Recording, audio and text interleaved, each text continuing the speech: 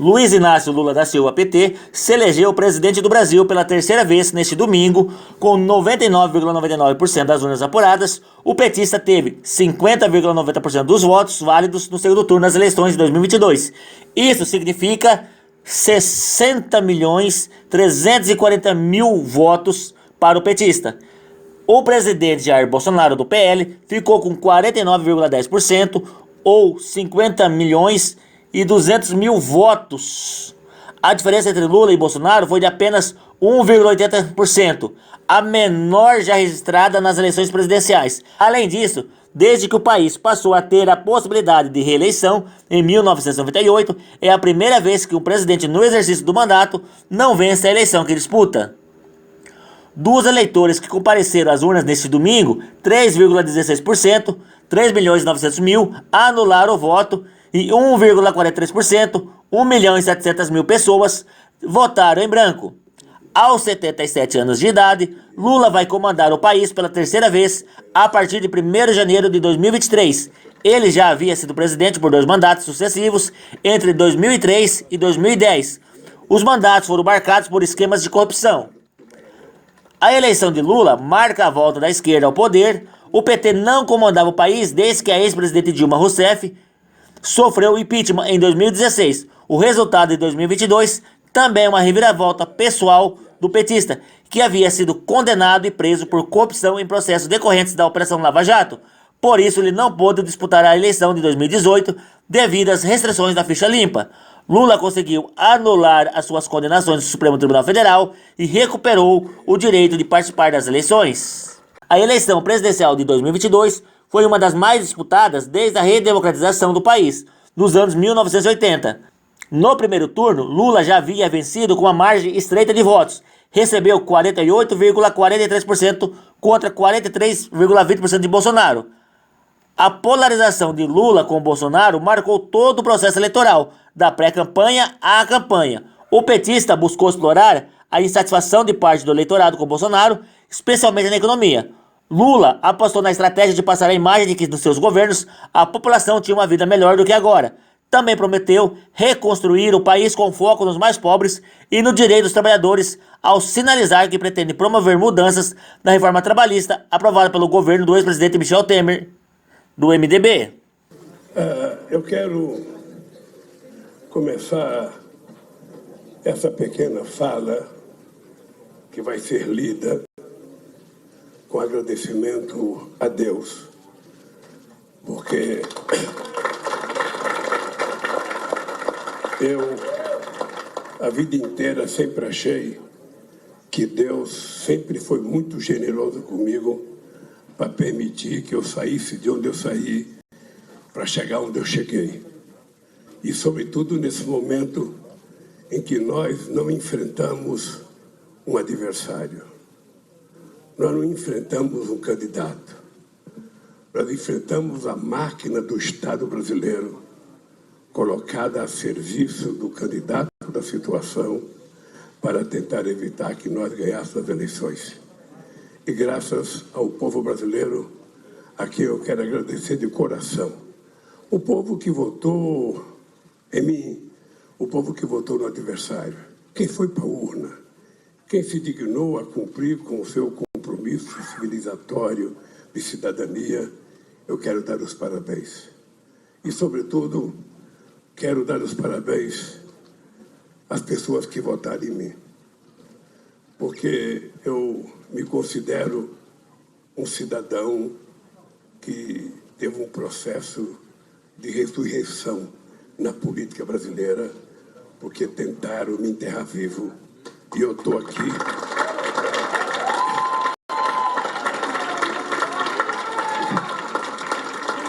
Estou aqui para governar esse país numa situação muito difícil, mas eu tenho fé em Deus que, com a ajuda do povo, nós vamos encontrar uma saída para que esse país volte a viver democraticamente, harmonicamente, e a gente possa, inclusive, restabelecer a paz entre as famílias, entre os divergentes, para que a gente possa construir o mundo que nós precisamos e o Brasil. Quero agradecer meu companheiro Fernando Haddad, meu grande parceiro, sabe, que fez uma campanha extraordinária. A Ana Estela, sua esposa. Agora chega a nossa companheira Marina Silva, nossa companheira. Bem, então, para ficar parecendo intelectual, eu vou colocar meu óculos e a Janja vai retirando as páginas aqui. Chegamos ao final de uma das mais importantes eleições da nossa história.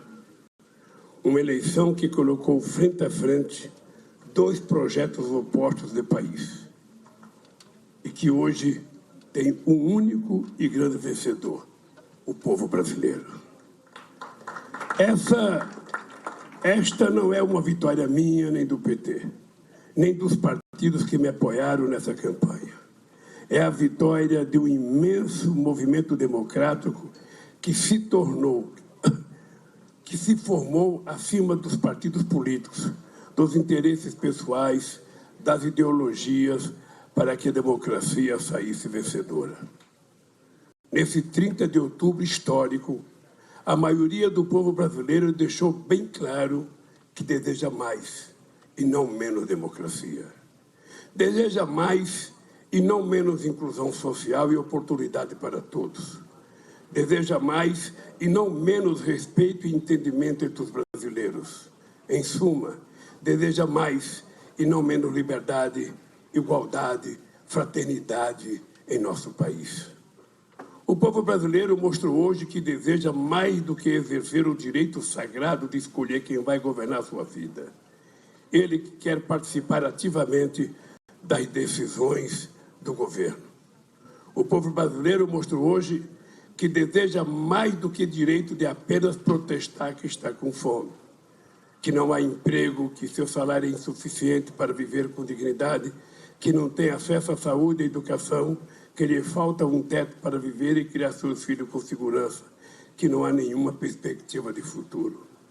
O povo brasileiro quer viver bem, quer comer bem, morar bem, quer um emprego, um salário justo, reajustado, sempre acima da inflação, quer ter saúde, educação, políticas públicas de qualidade, quer liberdade religiosa, quer livros em vez de armas, quer ir ao teatro, ver cinema, ter acesso a todos os bens culturais, porque a cultura alimenta a nossa alma. O povo brasileiro quer ter de volta a esperança. É assim que eu entendo a democracia. Não apenas como uma palavra bonita inscrita na lei, mas como algo palpável que sentimos na pele e que podemos construir no dia a dia. Foi essa democracia, no sentido mais amplo do termo, que o povo brasileiro escolheu hoje nas urnas. Foi com essa democracia real, concreta, que nós assumimos o compromisso ao longo de toda a nossa campanha. E é essa democracia que nós vamos buscar construir a cada dia do nosso governo, com crescimento econômico, repartido entre toda a população, porque é assim que a economia deve funcionar, como instrumento para melhorar a vida de todos e não para perpetuar as desigualdades. A roda da economia vai voltar a girar, com geração de empregos, valorização dos salários e renegociação das dívidas das famílias que perderam o seu poder de compra. A roda da economia vai voltar a girar com os pobres fazendo parte do orçamento, com o apoio aos pequenos e médios produtores rurais, responsáveis por 70% dos alimentos que chegam às nossas mesas. Com todos os incentivos possíveis aos micros e pequenos empreendedores, para que eles possam colocar seu extraordinário potencial criativo a serviço do desenvolvimento do país. É preciso ir além, fortalecer as políticas de combate à violência contra as mulheres e garantir que elas ganhem o mesmo salário que os homens ganham no exercício da mesma função.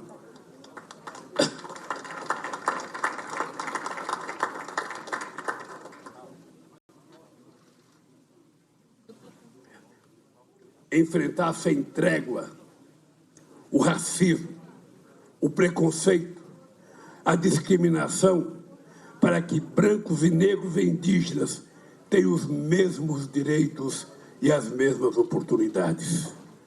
Só assim seremos capazes de construir um país de todos, um Brasil igualitário, cuja prioridade sejam as pessoas que mais precisam.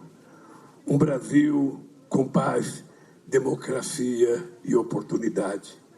Meus amigos e minhas amigas, a partir de 1º de janeiro de 2023, vou governar para 215 milhões de brasileiros e brasileiras, e não apenas para aqueles que votarem em mim. Não existe dois Brasis. Somos um único país, um único povo, uma grande nação.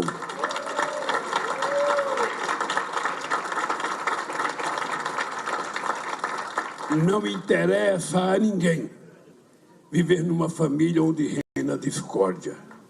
É hora de reunir de novo as famílias, refazer os laços de amizade rompidos pela propagação criminosa do ódio. A ninguém interessa viver num país dividido em permanente estado de guerra. Este país precisa de paz e de união. Este povo não quer mais brigar. Este povo está cansado de enxergar no outro o inimigo e ser temido ou destruído. É hora de baixar as armas que jamais deveriam ter sido empunhadas, armas malta, e nós escolhemos a vida.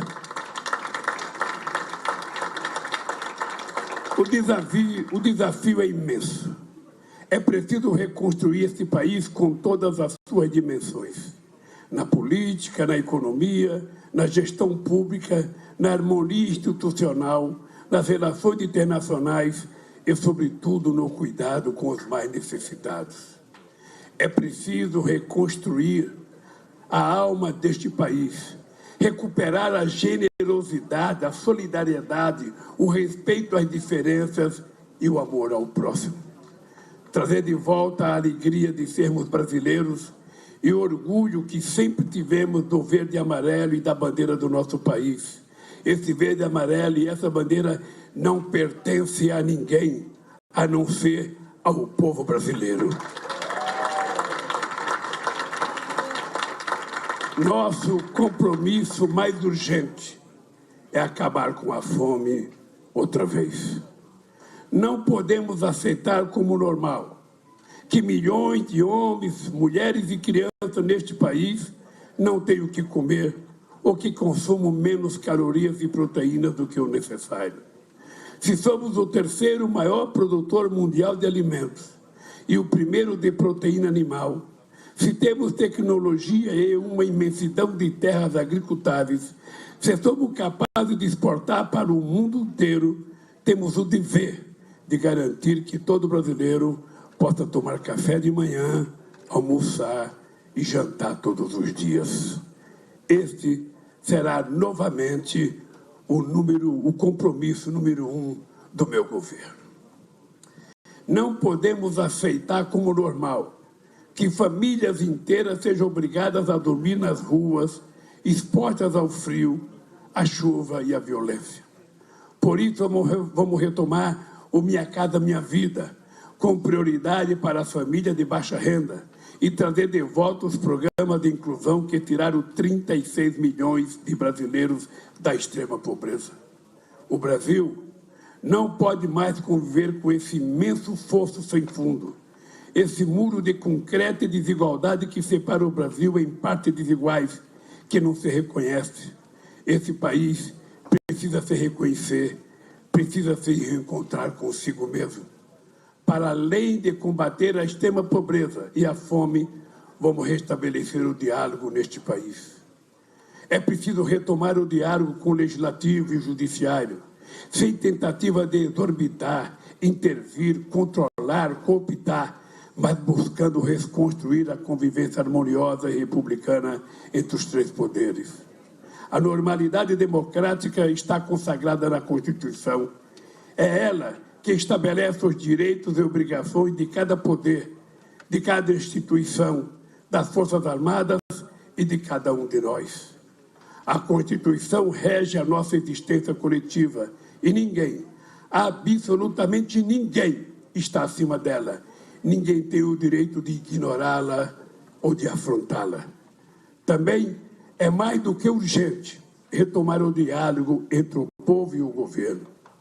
Por isso, vamos trazer de volta as conferências nacionais para que os interessados elejam suas prioridades e apresentem ao governo sugestões de políticas públicas para cada área: educação, saúde, segurança, direitos da mulher, igualdade racial, juventude, habitação, cultura e tantas outras.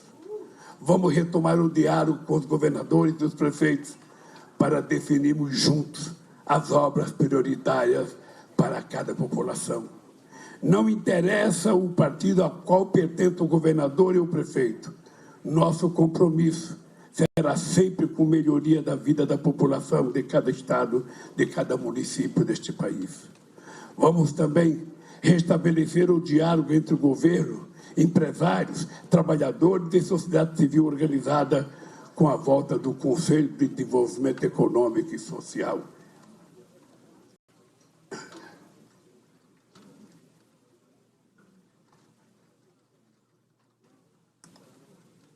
Ou seja, as grandes decisões políticas que impactam a vida de 215 milhões de brasileiros não serão tomadas em sigilo, na calada da noite, mas sim após um amplo diálogo com a sociedade.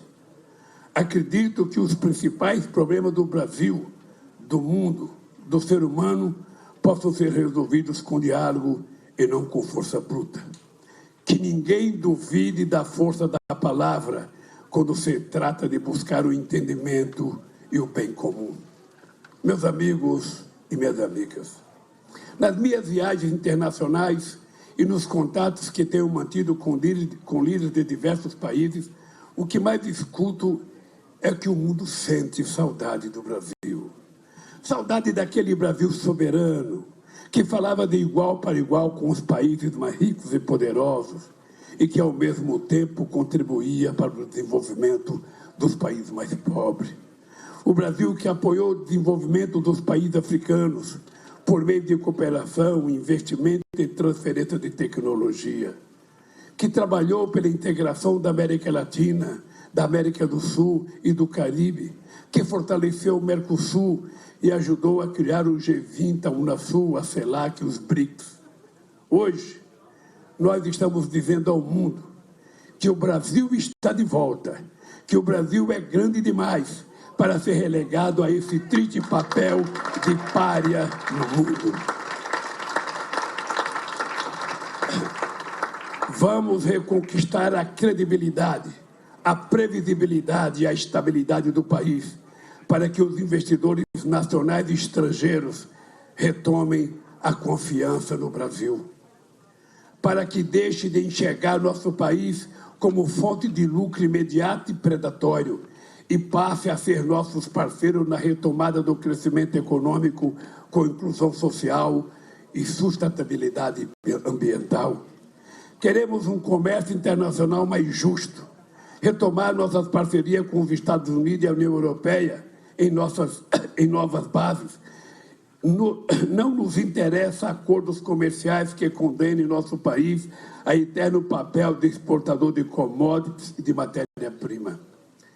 Vamos reindustrializar o Brasil, investir na economia verde e digital, apoiar a criatividade dos nossos empresários e empreendedores. Queremos exportar também inteligência e conhecimento.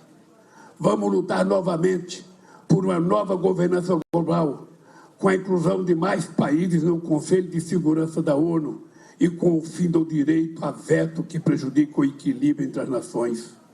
Estamos prontos para nos engajar outra vez no combate à fome e à desigualdade no mundo e nos esforços para a promoção da paz entre os povos.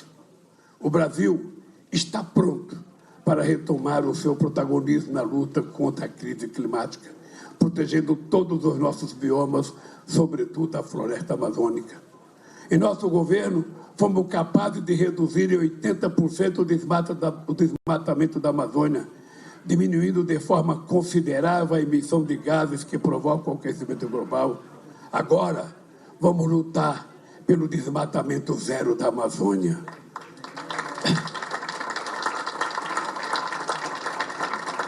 O Brasil e o planeta precisam de uma Amazônia viva.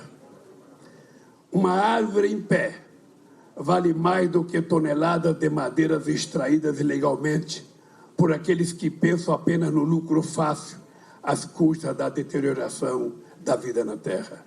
Um rio de águas límpidas vale muito mais do que todo o ouro extraído às custas do mercúrio que mata a fauna e coloca em risco a vida humana. Quando uma criança indígena morre, assassinada pela ganância dos predadores do meio ambiente, uma parte da humanidade morre junto com ela. Por isso, vamos retomar o monitoramento e a vigilância da Amazônia e combater toda e qualquer atividade ilegal, seja garimpo, mineração, extração de madeira ou ocupação agropecuária indevida. Ao mesmo tempo, vamos promover o desenvolvimento sustentável das comunidades que vivem na região amazônica. Vamos provar mais uma vez que é possível gerar riqueza sem destruir o meio ambiente. Estamos abertos à cooperação internacional para preservar a Amazônia, seja em forma de investimento ou pesquisa científica, mas sempre sob a liderança do Brasil, sem jamais renunciarmos à nossa soberania. Temos compromisso com os povos indígenas, com os demais povos da floresta e com a biodiversidade. Nós queremos a pacificação ambiental. Não nos interessa uma guerra pelo meio ambiente, mas estamos prontos para defendê-lo de qualquer ameaça. Meus amigos e minhas amigas, o novo Brasil que queremos construir a partir de 1º de janeiro não interessa apenas ao povo brasileiro, mas a todas as pessoas que trabalham pela paz, a solidariedade e a fraternidade em qualquer parte do mundo. Na última quarta-feira, o Papa Francisco enviou uma importante mensagem ao Brasil, orando para que o povo brasileiro fique livre do ódio, da intolerância e da violência. Quero dizer que desejamos o mesmo e vamos trabalhar sem descanso por um Brasil onde o amor prevaleça sobre o ódio, a verdade vença a mentira e a esperança seja maior que o medo.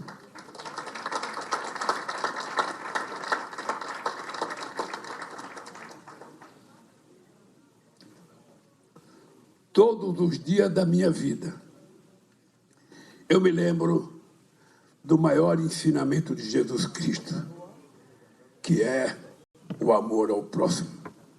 Por isso acredito que a mais importante virtude de um bom governante será sempre o amor pelo seu país e pelo seu povo. No que depender de nós, não faltará amor neste país. Vamos cuidar com muito carinho do Brasil e do povo brasileiro. Viveremos um novo tempo de paz, amor e esperança.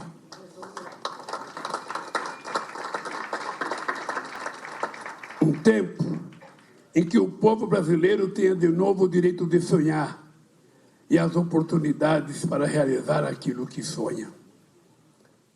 Para isso, convido a cada brasileiro e cada brasileira, independentemente em que candidato votou nessa eleição, mais do que nunca, vamos juntos pelo Brasil, olhando mais para aquilo que nos une do que para as nossas diferenças. Sei a magnitude da missão que a história me reservou e sei que não poderei cumpri-la sozinho. Vou precisar de todos os partidos políticos, trabalhadores, empresários, parlamentares, governadores, prefeitos, gente de todas as religiões, brasileiros e brasileiras que sonham com um Brasil mais desenvolvido, mais justo e mais fraterno. Volto a dizer aquilo que disse durante toda a campanha. Aquilo que nunca foi uma simples promessa de candidato, mas sim uma profissão de fé, um compromisso de vida. O Brasil tem jeito. Todos juntos seremos capazes de consertar esse país e de construir um Brasil do tamanho dos nossos sonhos, com oportunidade para transformar em realidade. Mais uma vez, renovo minha eterna gratidão ao povo brasileiro. Quero agradecer ao companheiro Alckmin, o meu vice-presidente, que deu uma contribuição extraordinária. Aos governadores que foram eleitos, aqueles companheiros que não conseguiram se eleger. A nossa luta não começa e não termina com eleição. A nossa luta pela conquista de um país justo, um país em que todos os brasileiros possam comer, trabalhar, estudar, ter acesso à cultura e ao lazer, será uma luta até o fim da nossa vida. Eu canso de dizer, não é a quantidade de anos que uma pessoa tem que envelhece a pessoa.